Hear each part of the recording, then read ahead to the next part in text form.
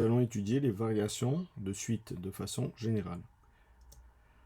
Donc, on va avoir plusieurs suites définies différemment, de plusieurs façons, et on va essayer d'étudier leurs variations, savoir si elles sont croissantes, c'est-à-dire les termes sont de plus en plus grands, ou décroissantes, c'est-à-dire que les termes sont de plus en plus petits. Et pour cela, je vais utiliser une méthode qui fonctionne très bien, c'est qu'on va étudier le signe de un plus 1 moins un, c'est-à-dire de deux termes consécutifs, quels que soient les termes. Si un plus 1 moins un est positive, un sera croissante. Si un plus 1 moins un est négative, un sera décroissante. Et si un plus 1 moins un égale à 0, un sera constante ou stationnaire, c'est pareil. Donc je vais prendre ma première suite. Un étant fonction de n est égal à n carré plus 4n plus 3. Et je vais étudier un plus 1 moins un. Qu'est-ce que ça va me donner? Je vais remplacer le n, l'indice de un, par n plus 1, l'indice de un plus 1. Et je vais obtenir n plus 1 au carré, plus 4 fois n plus 1, plus 3. Et à cela, je vais enlever le un, c'est-à-dire son expression. Donc je n'oublie pas une parenthèse. Moins, parenthèse, n carré plus 4n plus 3. Pour simplifier un peu cette expression, je vais développer l'identité remarquable, la parenthèse, et je vais enlever le signe. Ce qui va me donner n carré plus 2n plus 1, plus 4n plus 4, le plus 3 va rester, moins n carré, moins 4n, moins 3. Et là, il va y avoir plein de simplifications. Dans un premier temps, le n carré va partir avec le moins n carré, le 4n va partir avec le moins 4n, et même le plus 3 avec le moins 3. Il va donc me rester 2n plus 1 plus 4, qui me fait 2n plus 5. Mais je sais que n, c'est l'indice de un, donc n est un entier naturel, donc positif ou nul. Ça veut dire que 2n plus 5 est positif ou nul de la même façon. Et c'est-à-dire que un plus 1 moins un est positif ou nul. Ça veut dire quoi? Si je regarde ma méthode, ma suite est croissante. Et voilà pour la première. Pour la deuxième, j'ai une suite qui est définie de façon récurrente, mais il y a le n ici qui va venir un petit peu embêter cette situation. Embêter, mais en fait nous simplifier la vie. Puisque je vais appliquer la même méthode, ça va me faire un plus 1 moins un, c'est égal à un plus 2n plus 1 moins un. Et le un qui est ici va se supprimer avec le moins un qui est là. Et donc il va me rester le 2n plus 1 qui est très simple pour son signe. Pourquoi? Parce que n étant encore une fois un entier naturel, donc positif, 2n plus 1 sera également positif, c'est-à-dire que la suite sera croissante. Donc assez facile. La troisième, il va avoir des puissances de n, donc il ne faut pas avoir peur des puissances, on a aussi une fraction, donc il faut savoir jongler avec. Je vais encore une fois calculer un plus 1 moins un. Je remplace donc le n par n plus 1 dans cette expression. Ça va me faire 1 moins 2 puissance n plus 1 sur 3 puissance n plus 1.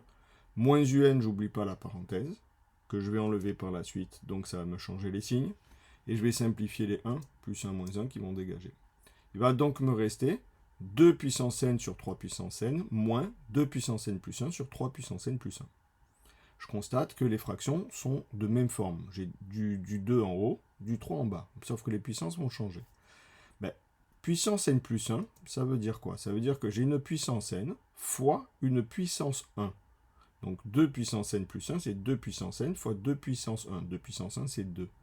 Pareil pour en bas. 3 puissance n plus 1, c'est 3 puissance n fois 3. Et donc, comme c'est multiplié en haut et en bas par un nombre, je peux mettre ce nombre de côté, en haut ou en bas, ça me fera une fraction, et je constate que je vais obtenir 2 puissance n sur 3 puissance n, qui est également ici. Et donc, je peux factoriser cette expression. Si je factorise cette expression, 2 puissance n sur 3 puissance n, ici, il ne va rien me rester, donc 1 dans la parenthèse. Ici, je l'enlève, il va donc me rester moins 2 tiers. Et donc, 1 moins 2 tiers, ça va me faire 1 tiers. Et je vais étudier le signe de cette expression. Mais je sais que 1 est positif, 3 est positif, 2 est positif, donc toute cette fraction est positive. Ça sous-entend que un plus 1 moins un est positive, et donc que la suite est croissante. Pour l'exemple 4, on va faire exactement la même chose que l'exemple 2, c'est-à-dire encore une fois un plus 1 moins un. Comme mon un plus 1 est en fonction de un et de n, la simplification va être très rapide. Pourquoi? Parce que le un va encore une fois partir avec le moins un. Il va me rester donc 1 sur n plus 1.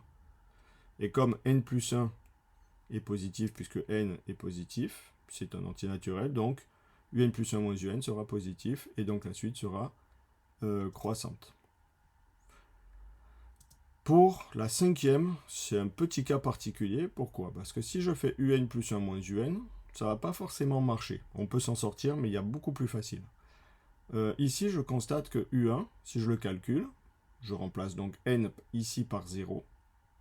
Ben, je vais remplacer n par 0, ça me fait moins u0 au carré. Donc ça sous-entend que comme u0 est égal à moins 1, ça me fera moins 1 au carré. Ne pas oublier la parenthèse, hein, c'est tout le moins 1 qui est au carré. Priorité au carré, donc moins 1 au carré, ça fait 1, avec le signe moins devant, ça fait moins 1, donc un est égal à moins 1. Comme le u0, en clair, j'ai pas bougé, j'ai pas grandi mon terme, ou j'ai pas diminué mon terme. Ça sous-entend qu'elle a l'air constante, c'est-à-dire que c'est exactement la même chose. Elle vaut tout le temps moins 1. On va le vérifier. Là, on constate qu'on obtient le même résultat, mais que si on prend un terme qui vaut moins 1, le suivant vaut moins 1. Qu'est-ce qu'on va faire? On va calculer un plus 1 en supposant que un est égal à moins 1. Si un plus 1 est égal à moins un au carré, ben ça va me faire moins 1 au carré, puisque j'ai supposé que un égale moins 1. Et par le même calcul, ça va me faire moins 1 tout court.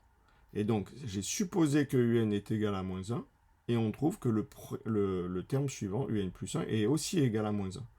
Ça confirme que pour tout entier naturel n, un est égal à moins 1.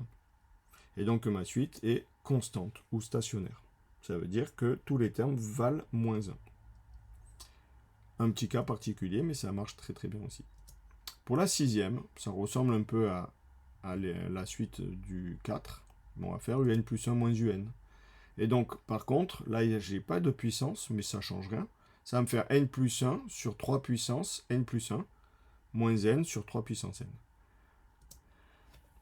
Je pourrais raisonner de la même façon que tout à l'heure, sauf que ici, je vais changer un peu la méthode. Je vois que là, j'ai 3 puissance n plus 1, et là, j'ai que 3 puissance n. Il me manque un 3, donc je vais multiplier en haut et en bas cette fraction par 3.